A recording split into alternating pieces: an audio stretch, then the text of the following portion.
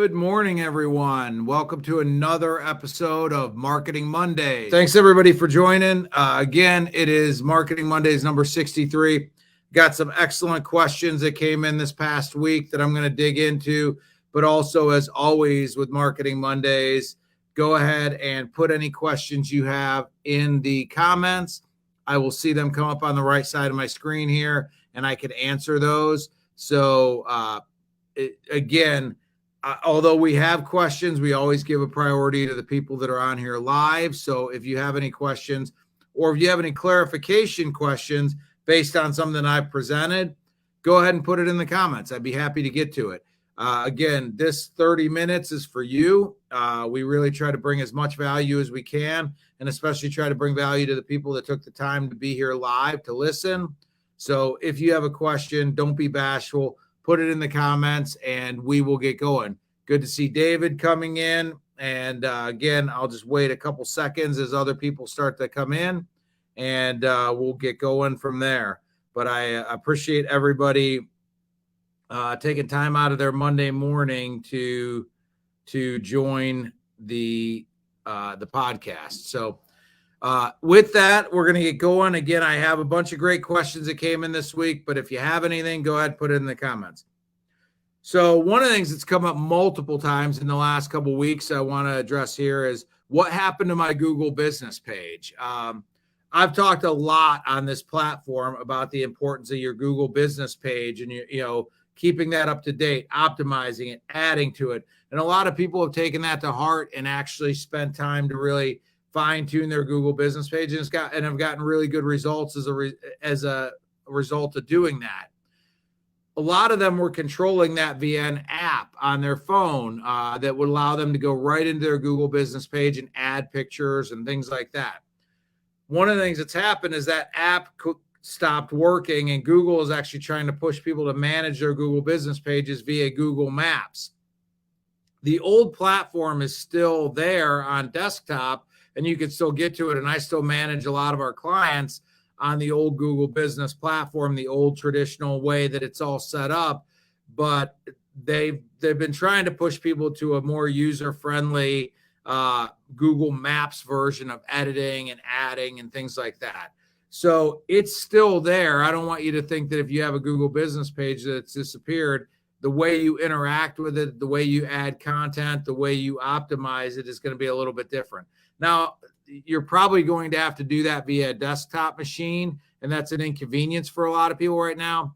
Knowing Google, and they seem to be somewhat attentive to people as far as the user experience, I would imagine that there may be a new app that comes out at some point in time in the future to control these pages. But as of right now, the main way you're going to control these pages is via a desktop. So you're going to want to log into your Google account via desktop. Go ahead and search for Google Business. Just, if you don't know the address to go to for Google Business, just go ahead and Google Google Business page. It'll take you to a login page. You log in with your Google account, and that will give you access to your Google Business page. But as of getting in with the app, that's been taken away. So not sure why Google did that, but as of right now, the way you're going to have to manage your Google page is via desktop. However, don't be alarmed. Your Google business page did not go away. It's just not available via app anymore. So you should still continue to get the benefits of the Google page if you've taken time to optimize and things like that. So hopefully that answers that question. I know a lot of people were concerned that the Google business page just went away, and that's not the case. But again, there have been some changes. So, that, if you guys have any additional questions about that, I know, like I said, there's different options you could choose. You could choose when you log in, I think for the first time at desktop, whether you want to manage it via Google Maps or whether you want to manage it, whether you want to manage it on the traditional way. I've chosen to continue to manage our clients' accounts via the traditional way. But I also have some clients that have already made the transition to Maps, and you can go into Google Maps and manage it that way. And I believe you can go in with the Google Maps app on the phone and update it that way as well. I see Jan and Steven are saying, I think all of them been linked to Maps.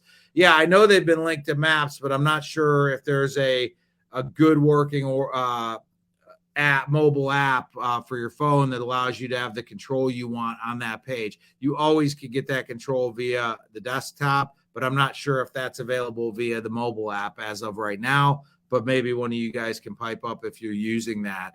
Again, we do most of the work internally via desktop, so I haven't had to play around with that too much as of yet. But again, just know, though, that if you've taken time to set that account up, it still is there. It's still working for you. It's just getting to it is a little bit different. So the next question that came in is kind of an interesting one because I usually hear this question asked from the other side of the equation.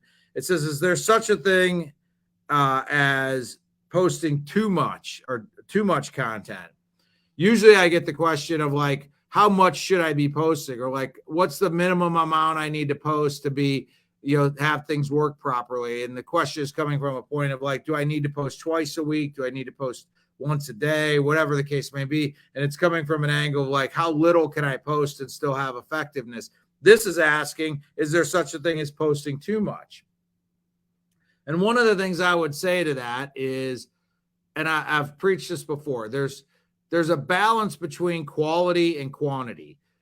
If you can post good quality posts about projects you're working on, things going on, new products, fun posts about things that are going on in your business, things like that, I don't think there's such a thing as too much posting. However, if you're posting the same basic formula over and over and over again, and you're just trying to get ahead by posting more and more and more of it, I think there is such a thing as posting too much content because it becomes boring. It becomes the same thing over and over again versus mixing it up with maybe like some videos and maybe some picture posts, or maybe some posts that don't have anything to do with your business, but are talking about a part of your company or introducing a member of your staff or things like that. But if you can come up with good creative content that is not just duplicating and continuing to run through the same tired content, I don't know if there's such a thing as posting too much content. I have people that I know that post 2-3 times a day regularly, but all their content is fresh and it's unique ideas and things like that. I have other clients that post, in the neighborhood of 20 to 25 times a month. So not every day, but pretty close to every day. But those daily posts are something that's, they try to keep fresh and they try to keep pointed. The other thing I think you have to ask yourself whenever you're asking about content is, what are you trying? And we've talked about this before. What are you trying to accomplish by posting the piece of content? Are you trying to share a little bit more about your business? Are you trying to grow consumer awareness for a product or service that you offer? Are you trying to entertain somebody and grab their attention via something that's kind of entertaining, a little bit fun? Are you trying to convert? Are you trying to run a sale? Or are you trying to run a promotion and you're trying to actually convert? Every post you put out there, you should start with the idea that you should have a very, identifiable reason that you're posting something. Just posting something because you feel like you need to post twice a day, so you're just in this routine and you're just grinding out posts, but you're really not answering, what am I trying to accomplish with this post? Or am I really spending time to make this post unique or good quality? I think you're erring on, I would rather see you post less and put a little bit more thought and thoughtfulness into your posts than just grinding out a couple posts a day in a very mediocre and just, I got to get this done type of way. So to answer the question, is there such a thing as posting too much? I would say no, as long as the quality of the posts are there. I'm not a big fan of just posting because you feel like you've got to post twice a day, so just grind it out and throw whatever you can put on the wall out there. I'm a big fan of quality over quantity, but also preface that by saying you still need to post routinely and regularly, but don't get caught in the habit of just posting, posts that you just haven't put a lot of thought into just because you feel like you got to put something out there. Looks like there's a couple questions that may have came in, so let me see what we got here. Shamal asked, why did they change the transition from the app? I'm not sure, Shamal. I don't have insight into what Google's thinking is. Usually when Google makes a move like this, it's because they're preparing for something that they feel is going to be better in the future as far as a better interface, better user experience, things like that. They haven't really answered why they've made this move, but they've moved that Google Business to more being managed via the Maps app. Again, I still like the ability to control it at the level that it always has been. So as far as internally, we've selected to, continue to manage it the previous way. And I still have the same administrative pages for the Google Business pages we manage on desktop that we've always had. Now, at some point in time, that may go away as well. So I've started to familiarize myself with how to make all the updates via the Maps page. But again, I still like the old format a little bit better, but maybe that's just because I've been using it longer and I understand it better. So, Jordan, I got a lot of stuff coming in. Jordan asks, if too much was a problem, I would have nothing to do. Posting a lot has helped when it comes to reaching different demographics, audience. I do boring, informative posts, funny video. Again, Jordan, I think, I doubt that you do a lot of boring posts. Informative posts, if you're doing them right, aren't boring. Hopefully they're talking to a consumer's pain point or something, reason they would want it. But I think you hit the nail right on the head with your last sentence where you say, I do boring, informative posts, funny stuff, videos, pictures, just depends on, and then your mood. I think you hit the nail right on the head. You mix it up. You keep it interesting. You don't just continue to post the same type of post over and over and over again. That's where it's going to get boring. I think you're posting a lot, but you're mixing it up, and which is why it's working for you. So thanks for that comment. Steve says I usually post 3 pictures and 5 reels per month. Again, if you look at a month as 4 weeks, that's going to put you at basically 2 posts a week, Steve, which seems like that could be very good for depending on your market and what you're trying to accomplish. I like to think about if you were a consumer checking out a company's social media page and the last post that they posted was a 4th of July post, you'd probably think, man, it's been a whole month basically since they posted anything. And that would seem a little odd. Like, are these guys on top of it or not? In your case, Stephen, I think it's, if you're posting basically twice a week at any point in time when somebody's looking at it, it's not going to be any more than a couple days since your last post. So that could work very well for you. And again, if you're posting, 3 pictures and 5 reels per month, focus on making sure those are really good quality and you understand exactly what you're trying to accomplish with each of those. And I think that could be a really good cadence. I don't think you need to go overboard and post more than that. I mean, you can, and there's certainly schools of thought to posting more than that, but I think you can accomplish and achieve your goals if you'd like to with that level of posting. So Jan asks, is it better to post a professional looking video than a raw video? Man, that is a great question, Jan. The answer I'm going to give you is kind of half in the middle type thing. I think there's a place for well-produced videos. I think there's definitely a spot where you can post a well-done video that's been, had some post-production done to it and it's very slick feeling and almost like a commercial. I think that could really put the best foot forward for your company and really show it in a very professional way. However, I feel like that needs to be balanced with some posts and some videos that maybe are more raw.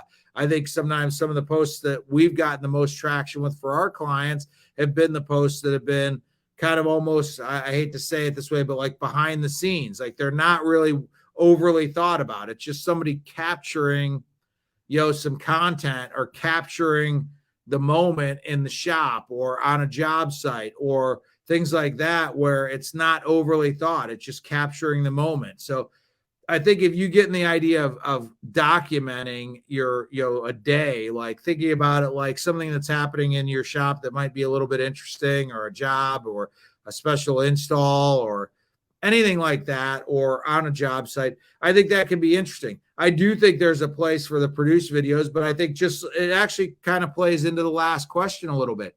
If all you ever post are perfectly produced videos, it kind of doesn't give a real genuine, authentic feel to your company. Your company feels a little bit overproduced and a little bit like it fits into this, like, perfect little mold. Where I think if you mix up those videos with some more natural raw videos, it's a good balance, and it gives somebody the ability to see a little bit of the personality of your company coming out in those natural or raw videos, where that might be a little bit harder to do in the produced video. So I hope that answers your question there. I think there's a place for both of them. I think, just like I was saying in the last question, though, I think it's not all or nothing. It's not do it all one way or another. I think ideally it's a mix of both.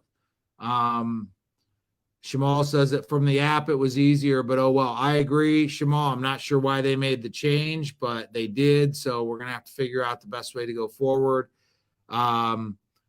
Jordan says, Jan, I've noticed a lot of raw things do better organically. Professional videos with an ad usually perform well. It's a good point, Jordan. Professional video, if you're going to put some ad budget behind it and you're really going to try to reach a wide audience, maybe a professional video works well for that. If you're trying to basically engage and interact with your existing audience, people that already like your page, and maybe get them to share it because you're doing something fun or entertaining, a raw video could work well for that. So Jason asks, what's the deal with Google offering to come in and do a walkthrough for Google Maps? One of the things they've offered in certain places, Jason, is, and I've seen this at some shops where they actually come in and they like video. They'll come in and do a 360 video inside of your shops.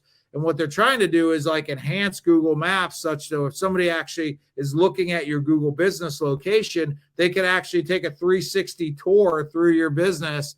And, if it's actually Google, there's a lot of companies out there that were offering to come in and do that for people, and they were charging money to do that and then upload it to Google. But if it's actually Google reaching out to you to do that, kind of the same way they have the vehicles driving around doing Google Maps, if they've got a team that's going around and they're willing to come in and do a walkthrough and upload it to your Google Maps location, I don't see there being any downside to that at all. I think it can only enhance your listing and make your listing a little bit better. So again, just be aware that some companies, they word things such a way to where you actually think you're dealing with Google or Facebook, and what you're actually dealing with is a third party that's going to try to charge you to do something.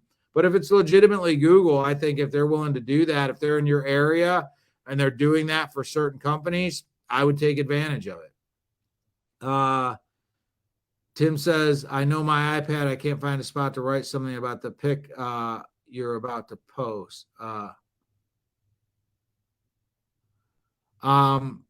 Tim, I'll be totally honest with you. I haven't spent a lot of time on iPads or iPhones or Android phones trying to interact with Google Business. We've been continuing to manage it via desktop, so I might have to dive into that a little bit deeper and maybe come back to it in a future episode, because I'm not exactly sure all the interactions via mobile and how it's different than what we've been used to.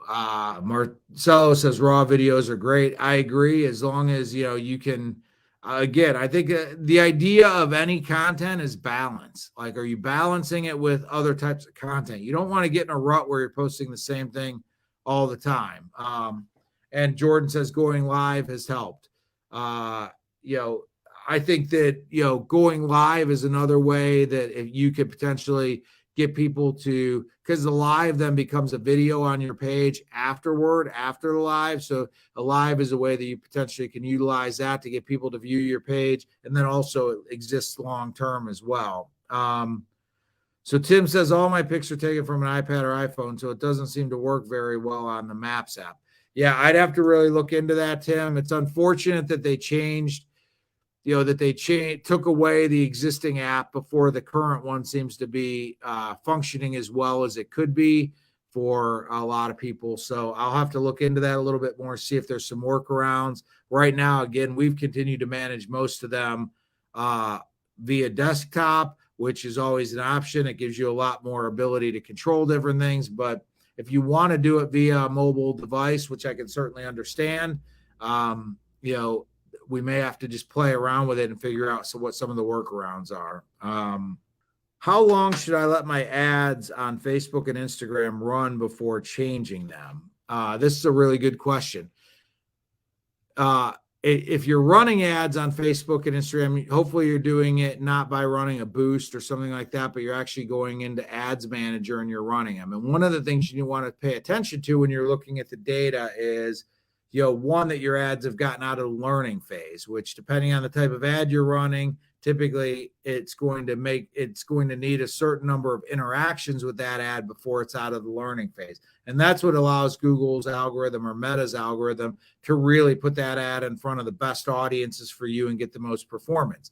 So short answer, and then I'll move into a little bit more detailed answer, is you want to let your ads run long enough to get out of the learning phase. Because if you're never running any of your ads long enough to get out of the learning phase, you're never really getting the full advantage of running ads on Meta, if you will. So, and it'll tell you, if you look at Ads Manager, when you're looking at the ad, it'll tell you in the status if it's learning or if it's active. If it's saying learning, it means it's still part of that learning phase, and it could use a little bit longer of running the ad to break through that learning phase and get into the normal period of time.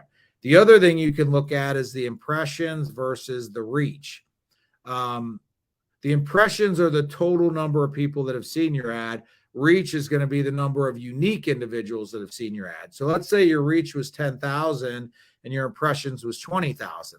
That would mean that you've actually reached 10,000 individuals with your ad, and on average, they've seen it basically twice, if you will, on average. Some of them may have seen it 3 times, some of them may have only seen it once, but on average, they've seen it twice, because 10,000 people, unique people, have seen it, but the overall impressions is 20,000, which means an average of 2. Now, you want to look at your ad from a standpoint of when that number starts getting out of reach, like people start seeing it 3, 4, 5, 6 times, the ad starts getting stale and it starts not working as well. However, when you're running your ad and maybe that's only at 1.2, 1.5, typically, you could potentially still get more traction out of the ad.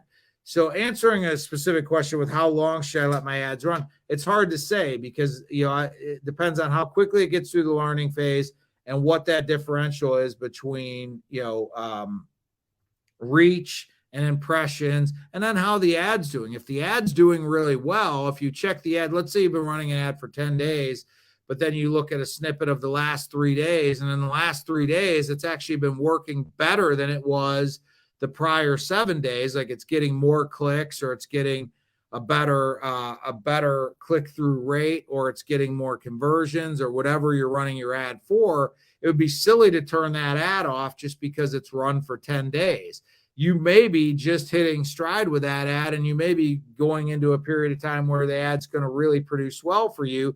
So just going by an arbitrary, I'm going to let the ads run for 10 days and then turn them off, seems silly, because you may miss out on some opportunities. So to answer that question, you really got to look at the data and see how your ad's doing, see what the frequency is, see how many times people have seen the ad, see how the ad's performing, see if the ad is still in the learning phase, and take all those things into consideration on whether you're going to allow the ad to continue to run or shut it down. If the ad's not performing, even if it's not out of the learning phase, but it's already, you can tell it's not performing well, there's no reason to continue to let it run and continue to have it use money out of your budget if you can already see that it's not running. On the flip side of that, if you have an ad that's maybe, it's the frequency, the number of times people have seen it is high and it's been running for a while, but it's still continuing to perform, and the most recent data from the last 3, 4, 5 days show that it's performing as well or better than it even did earlier in the ad campaign, there's no reason to shut that ad off just because it's been running for a while. You really have to look at the data as far as when to tell you an ad's run its course versus setting up a new one, or to let an ad continue to run. So let me take a look. Jordan says, we run cheaper ads based on budget that some will work. I'm not getting a good ad together. I feel I'm just not getting good. Says, I think I'm doing it right, and then it doesn't perform well. Jordan, if you feel like the content is good, but the ad's just not performing well for you, check things like, what objective did you choose for the ad?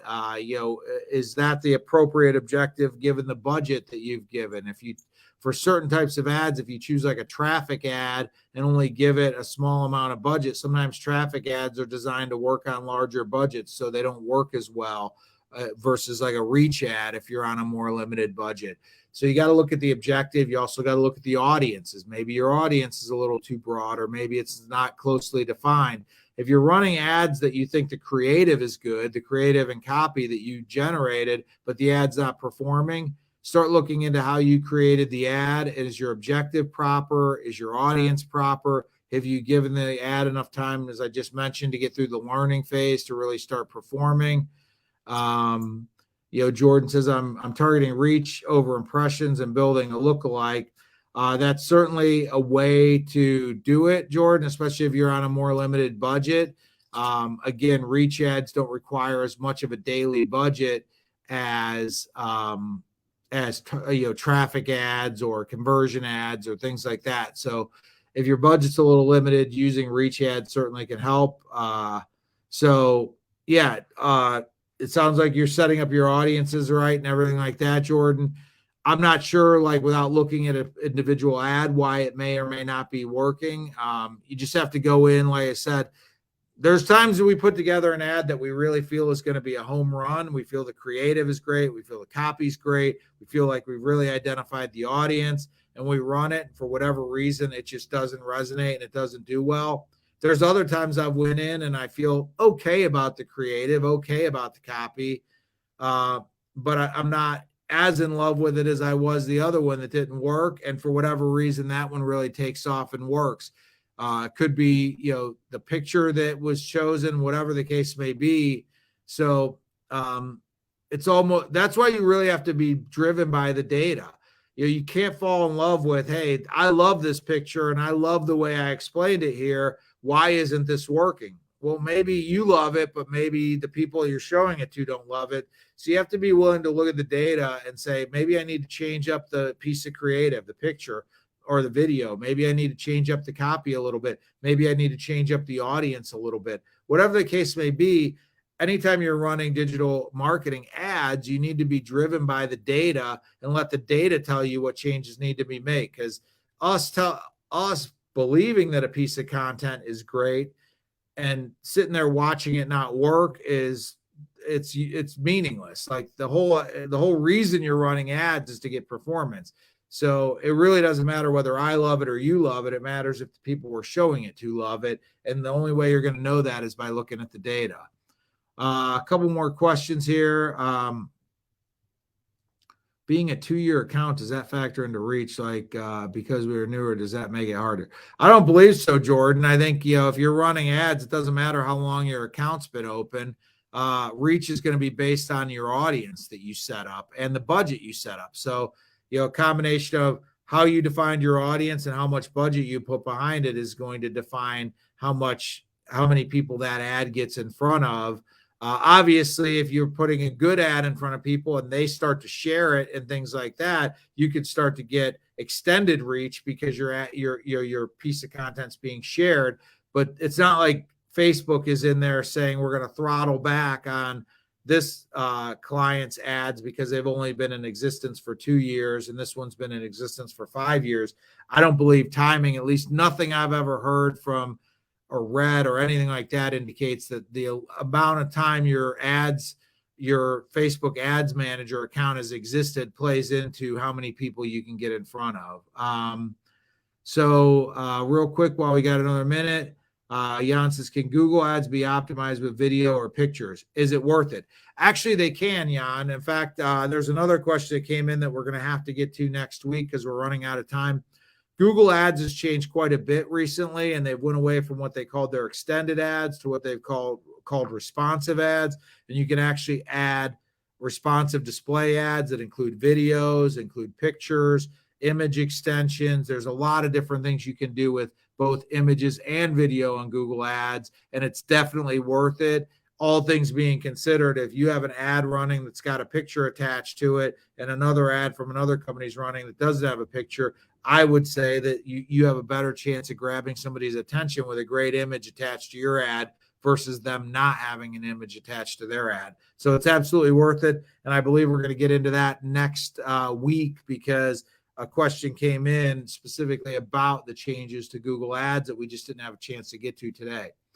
Last but not least, because we're right up against it, Jordan says, correct, the ones I don't love perform better. I'm working on one today, and if you have time, I'd like to chat about it some more. Absolutely, Jordan. You know how to reach out to me and let me know. I agree with you. There's times I'm surprised, and some of the ads I'm least in love with are the ones that perform the best. And I've learned to just not get emotionally tied into what, that I let the data drive it and just say, hey, that's the beauty of digital marketing versus traditional marketing.